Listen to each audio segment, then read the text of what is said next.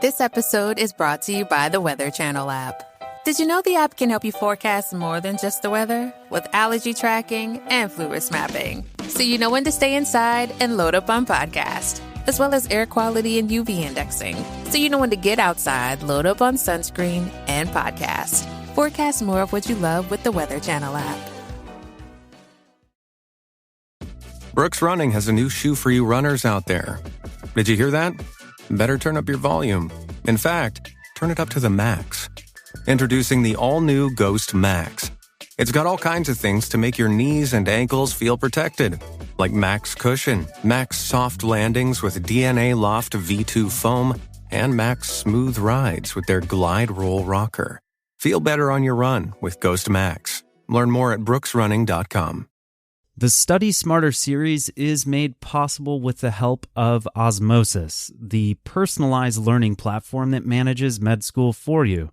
It's been called the Netflix of medical education and is the only system that analyzes your coursework and intelligently recommends personalized quizzes, mnemonics, videos, reference articles, and of course, multiple choice practice questions. You can learn more about Osmosis by staying tuned to this episode and throughout the Study Smarter series as we dissect questions from their platform. Get access to a lot of their free open access medical education by going to osmosis.org and signing up for a free trial of the premium Osmosis Prime.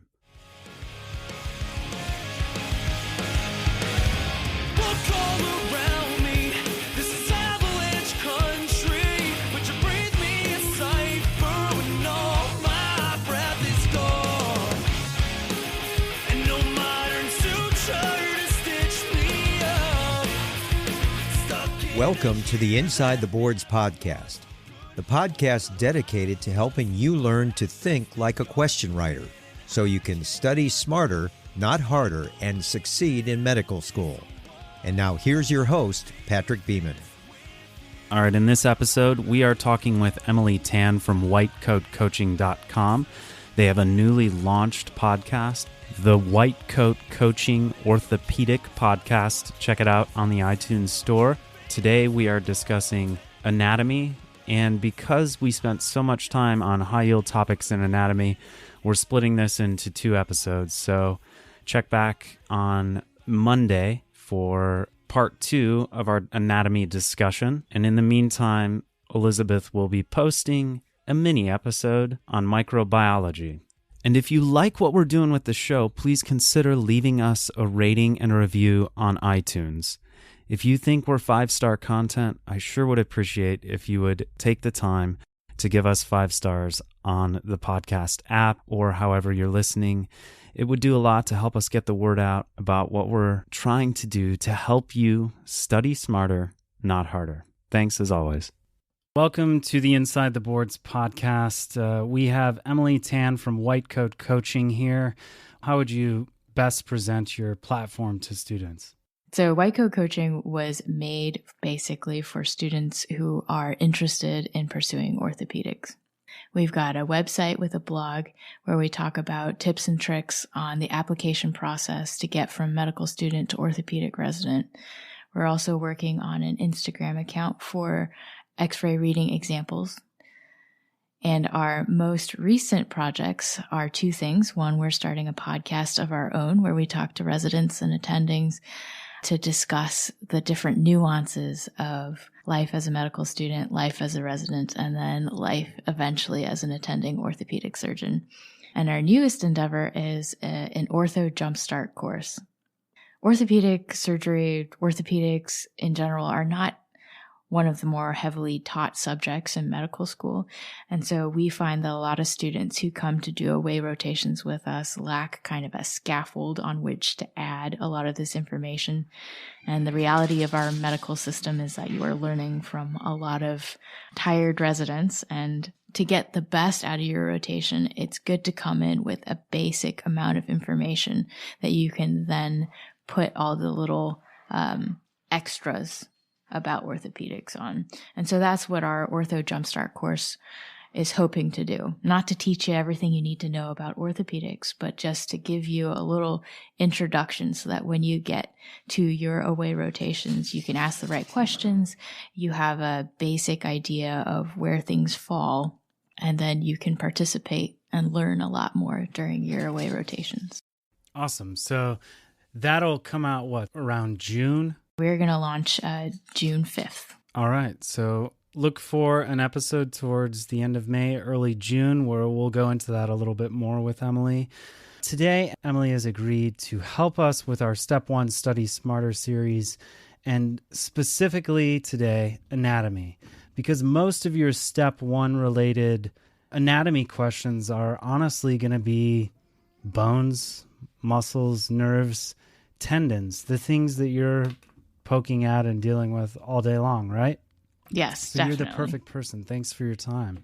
Let's do a little warm-up question. So a 45-year-old male presents to the clinic complaining of painful medial rotation of the upper extremity. There is no history of trauma to the shoulder, but point tenderness is present along the anterior portion of the humerus.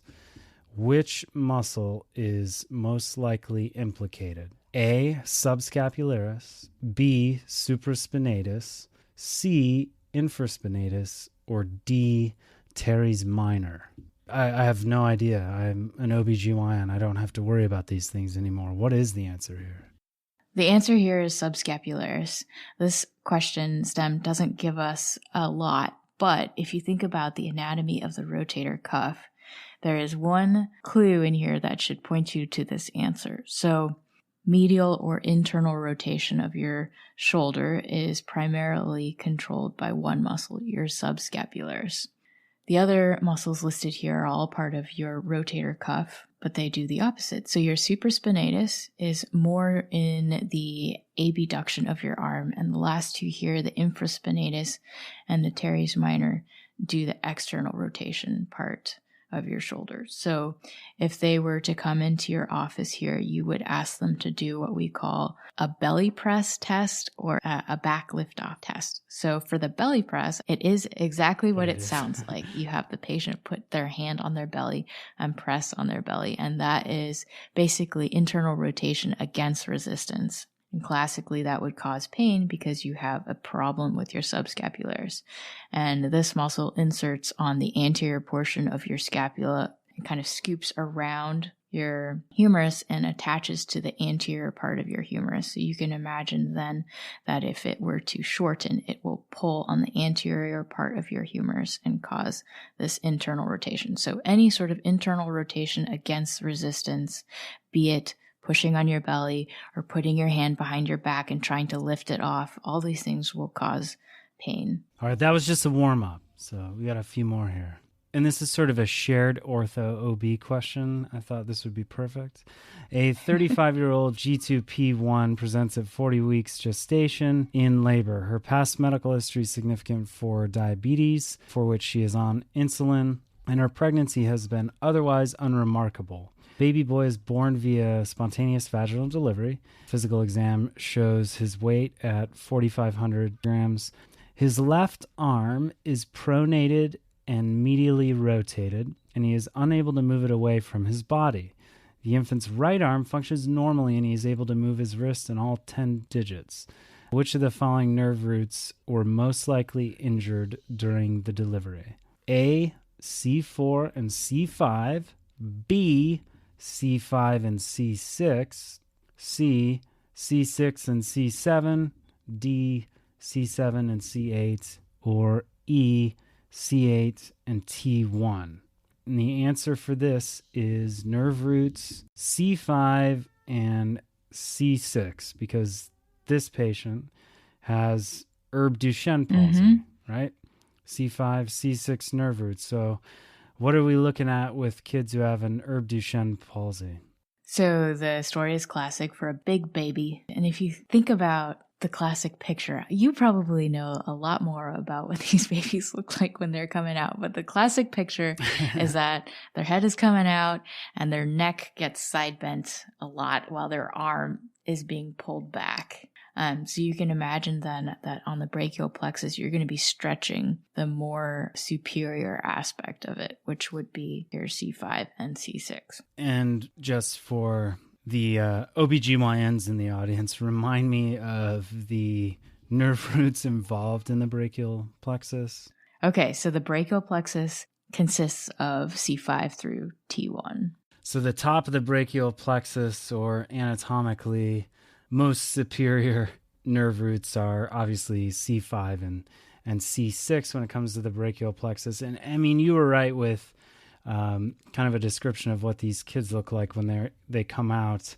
One of the risk factors, and you don't have to have this in order to get an herb Duchenne palsy, but on the boards and in real life, a shoulder dystocia can help you think of why this happens and can clue you into a diagnosis of this on an exam, because with a shoulder dystocia, you get impaction of the anterior shoulder against the pubic bone of the mom, and there's still uterine contractile activity behind baby trying to push baby out, and usually an assistant, an OB, is trying to help baby deliver, because if they're stuck, obviously that is not a good situation for the oxygen levels in their brain if they aren't delivered except for their head.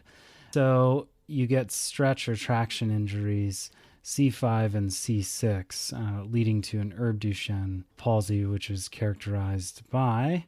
So you've got the arm will be adducted, internally rotated, and then pronated and extended at the elbow. So if you break it up even further... Yeah, let's break that down. Like, why is it adducted? C5 comprises of your axillary nerve, your suprascapular nerve, and then your musculocutaneous nerve. So the axillary nerve innervates your deltoid and your teres minor. And if you think about your first couple degrees of abduction, that is your deltoid. And then your suprascapular nerve will be innervating your supraspinatus and your infraspinatus, and those all have to do with abduction and internal rotation of the shoulder. And then if you look at your musculocutaneous nerve, you're talking about your biceps, which does elbow flexion. Then your C6, you're talking about your radial nerve deficiency, and that is most importantly for your brachioradialis and your supinator,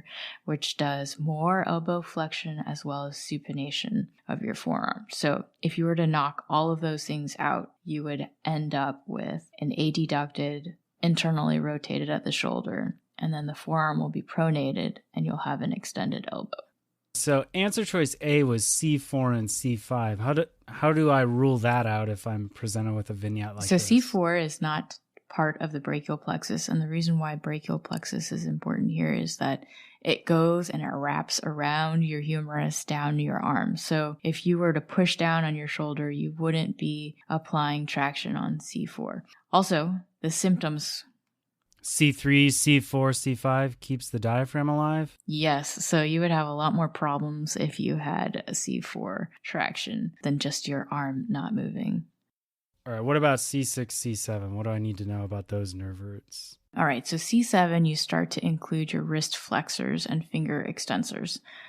So a person with C7 injury would not have the normal wiggling of the 10 digits that the question stem has. Okay, so that rules that out. Wow, anatomy is easy. All right, what about C7 and C8? C7, C8, you're starting to get a little lower down, and this is more rare from the mechanism of injury. So you would have injury to your ulnar and median nerves, which would lead to problems with using your hands. What about C8T1? C8T1 is Klumpke's palsy. So this would lead to a deficit of basically all the small muscles of the hand. So you'll have taken out your ulnar and your median nerves, which does all the intrinsic activities of your hand. And so this will lead to the claw hand. So your wrist will be held in extension, and that's because you won't have anything to flex your wrist. So all the muscles that flex your wrist will be knocked out, and you'll only have wrist extension. You'll also have hyperextension of your metacarpal phalangeal joints for kind of the same reasons. So your hand intrinsics will be knocked out, and so your MCPs will be tight because of the extensors. And then same thing with your IP joints, they will be flexed. So if you take your wrist and kind of just do a flop forward and then a flop back, you can tell that as your wrist goes back, your fingers start to flex, and that's just the tightness there. Yeah. And that's what you would have. This episode is brought to you by Seed. Seed's DSO1 is a 2-in-1 probiotic and prebiotic designed for whole body health. Formulated with 24 clinically and scientifically studied strains, DSO1 offers benefits in and beyond the gut. See why DSO1 is the probiotic recommended by top doctors and nutritionists. Go to seed.com/Spotify for 25% off Seed's DSO1 Daily Symbiotic. Apple Gift Card is a practical gift that unlocks a world of entertainment and fun. You can send it via email or give a physical card to your loved ones. Your friends and family can spend it on their favorite Apple services, including Apple subscriptions. Apple Gift Card can be used to buy all things Apple. Products, accessories, apps, games, movies, TV shows, iCloud Plus, and more. Visit apple.com for details and to send Apple Gift Cards to your friends and family this holiday season. Okay, cool. So when it comes to nerve roots and step one, any other like high yield facts or things you would want to mention? I don't know if this is high yield or not, but the Erb's palsy is the most common obstetric brachial plexopathy. So if you were to get a question with a baby, a large baby coming out, that is probably your best bet. All right. Even if you don't memorize all of these nerves of the brachial plexus, most common obstetric brachial plexopathy is this Erb's palsy. Okay, got it. A 25-year-old male presents to the office with complaints of right knee pain and an inability to walk. The patient was playing basketball. Oh, sorry. I'm terrible at sports. The patient was playing baseball when he suddenly heard a popping noise in his knee after sliding into third base. Physical examination is negative for joint line tenderness. Observation reveals posterior sag of the tibial tubercles. Consequent testing with the quadriceps activation test reveals anterior tibial displacement on the femur when the quadriceps contract with knee flexed at 90 degrees. Which of the following structures is most likely damaged? A, anterior cruciate ligament. B, medial collateral ligament. C, medial meniscus. D, patellar tendon. Or E, posterior cruciate ligament.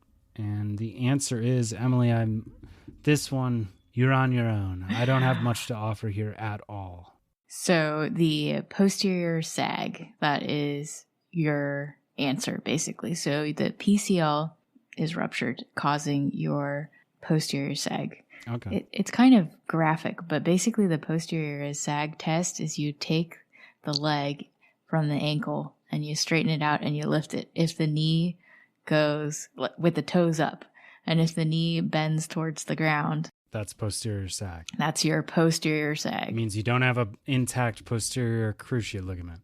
Correct. So you've got your two cruciate ligaments, your anterior cruciate ligament and your posterior cruciate ligament. And so the posterior cruciate ligament goes from the medial femoral condyle towards the back of the knee, and it attaches at the posterior aspect of your tibia. And this basically prevents posterior translation of your tibia. So if you were to think about the sag test, if you lifted up the leg and the knee, if your PCL was intact, as the tibia went to sync with gravity, your PCL would prevent it from doing that. However, if you rupture it, that's what would cause that. The other test that they mention in this question is the activation of your quadriceps. If you think about where your quadriceps attach to your tibia, they go through your quadriceps tension to your patella, and then through your patella tendon to the tibial tubercle, which is on the front of your tibia. If you're to activate your quadriceps, you're basically pulling on that extensor mechanism and causing your tibia to move that way. Okay. Now, it can be kind of tricky because you would think, why would the tibia move anteriorly? Isn't that more the ACL? But the problem is with your PCL, if it's ruptured, your tibia will automatically sit posterior. And so what you're seeing with the activation is it going from the new pathologically posterior tibia being pulled anterior back to its normal place. And so even though it looks like it's moving forward, it's actually just moving from the pathologically posterior aspect where it was sitting after you ruptured the PCL to its normal position. So that's actually kind of a tricky part of this question. Yeah, that does make sense though, but I could see how that could be kind of a distracting element within the vignette. So I think based on what you said, this is pretty clear that this is a PCL injury, but choice A was anterior cruciate ligament. Like how does that present on the boards? So the classic mechanism of injury for an ACL is a non-contact twisting injury. I assume these sorts of things happen in sports. Like I'm trying to pivot, like when I'm... Yep, exactly. So for example, female soccer players are a classic patient. So they do a lot of cutting, which means rapidly changing direction with a lot of force. ACL tears are also much more common in females, and so that's why they're most often the classic patient for that. But it would be non-contact, meaning that they were running on their own. It's not like someone ran into their knee. Ooh, actually, this is a good, going back to the PCL, another common mechanism of injury for PCL injuries is dashboard injuries. So if you have someone in a car crash, their knee is bent at 90 degrees and their tibia hits the dashboard, causing a posterior translation of that tibia with a femur that's attached, that doesn't move, that can rip the PCL. Okay. So yeah, that 90-degree flexion of the knee is a vulnerable position for the PCL. Going back to the ACL, so non-contact meaning they weren't tackled and landed on. It's more that they were changing direction quickly, their foot pivoted, and they felt it pop. You'll also hear that their knee swelled. So usually with ACL injuries, you'll have a large hemarthrosis. So they will have hear a pop, they will have immediate pain, and their knee will swell up a lot. All this talk makes me want to go to the gym and do leg extensions. Well, landing mechanisms, there's a lot of preventative training that you can do to prevent ACL tears. It's pretty important because an ACL tear is a big deal. Yeah, I mean, it sounds like any one of these sounds like it hurts. Which is one of the other distractors in the question, the medial joint line pain. Actually, one more thing about ACLs. We had talked about the tests for the PCL. So the tests for the ACL, they will have a positive anterior drawer test and a Lockman's test. So basically the PCL was to prevent the posterior translation of the tibia. Think about putting your hand on someone's tibia and pushing back, or the posterior drawer test. So the ACL does the opposite. And so the ACL you would test with an anterior drawer test. The Lockman also does tests anterior translation. So the anterior drawer test, you think about flexing the patient's knee up to 90. Say they're laying supine on the table. Usually what I do is I'll flex their knee up to 90 and then sit on their foot so that that foot is planted. And then I'll put my hands around the tibia and just kind of pull towards me. And that, if you feel no endpoint, it's very soft and it just keeps going, that is a clear positive anterior drawer test. Is that painful? It depends. So if they just injured it, they probably won't let you touch it. It'll be really hard. And this is actually a good point because this depends a lot on how much they can relax. There's a lot of other muscles. If they tense up, it's very difficult to feel if they have a positive test or not. If it just happened a couple days ago, it's really hard for a patient to relax. Yeah. However, you can have chronic ACL tears or people that just are able to, find their happy place and relax for you. And then that's when you can feel this big shift in the anterior drawer. And then Lockman? Test kind of the same thing, but instead of being flexed all the way up to 90 degrees, you're only flexing to about 30 degrees in the knee. And then you are kind of putting one hand on the femur to stabilize it and then using the other hand to try to translate the tibia forward. They found that this test is actually a little more sensitive. What about the medial collateral ligament, which was choice B? So the medial collateral ligament is another ligament in the knee. It's not in the middle, it's more on the side. So a patient who has a medial collateral ligament injury, you would think about a mechanism that would stretch the inside of your knee. Say you were playing a sport and someone hit the outside of your leg, causing your knees to go towards each other. Or if you had one leg planted and someone landed on your leg, causing your knee to go into a valgus force. So if you were the third baseman in this question, and the question were about the third baseman who is standing and someone and slid into the base and hit you, that would be more consistent with medial collateral ligament injury. Mm-hmm. And they would present to your office with a lot of pain on the medial side. That makes sense, but there's a terrible triad they talk about: MCL, ACL, and medial meniscus injury. Not all of these injuries happen in exactly one plane. And so oftentimes you'll have one injury, maybe something gives, and then you have more injuries. So for example, if your ACL were to rupture, your tibia is going to rotate and move in such a way that is not natural for your medial meniscus. It'll probably get, actually the most common meniscus to be injured in an ACL is your lateral meniscus, just because your tibia rotates and your meniscus often gets pinched or caught and then torn. And how do you diagnose an MCL tear? So an MCL tear, you can actually grade it. So first of all, you would always do your H&P, your history and exam. The history, if it's consistent with that, you know to keep going. But on your exam, you would have a lot of tenderness on that medial side of the knee. Then you would want to stress it. So when you come into an orthopedic surgeon's office, you tell us that something hurts and we immediately go and try to push it so that it hurts more. So forgive us, but that's just what we have to do.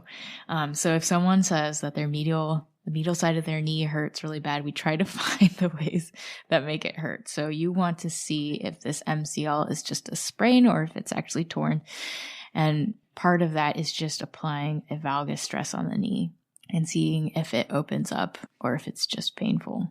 So you said the lateral meniscus is the most common meniscus injured in an ACL tear, most common concomitant meniscal injury, I suppose. But what about the medial meniscus? What's important for that? So the caveat to that is that in a chronic ACL tear, you are more likely to have medial meniscus tears. That's a good segue.